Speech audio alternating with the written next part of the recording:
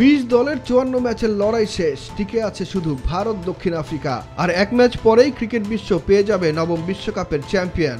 দক্ষিণ আফ্রিকার সামনে ইতিহাস গড়ার সুযোগ, অন্যদিকে 10 বছর পর আবারও ক্রিকেটের ছোট ফরম্যাটে বিশ্বজয়ের হাতছানি ভারতের সামনে।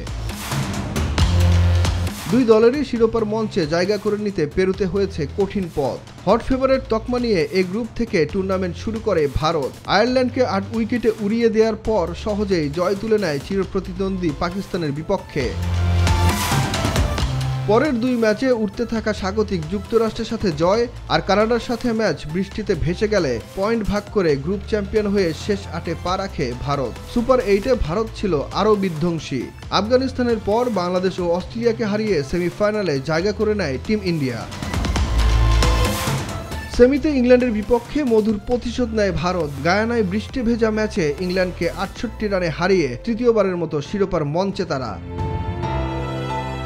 আরেক ফাইনালিস্ট দক্ষিণ আফ্রিকা জোকার্স তকমা নিয়ে ডি গ্রুপে শ্রীলঙ্কা নেদারল্যান্ডসের সাথে দাপুটে জয় দিয়ে বিশ্বকাপ মিশন শুরু করে। তবে পরের দুই ম্যাচে কঠিন পরীক্ষা দিতে হয় প্রোটিয়াদের। বাংলাদেশের সাথে হারের দ্বার প্রান্ত থেকে ঘুরে দাঁড়ানোর পর নেপালের সাথেও শ্বাসরুদ্ধ লড়াই। টাইগারদের সাথে 4 রানে আর নেপালের বিপক্ষে 1 রানের কষ্টের জয়ে গ্রুপ চ্যাম্পিয়ন হয়ে সুপার 8-এ নাম লেখায় মার্করামের দল।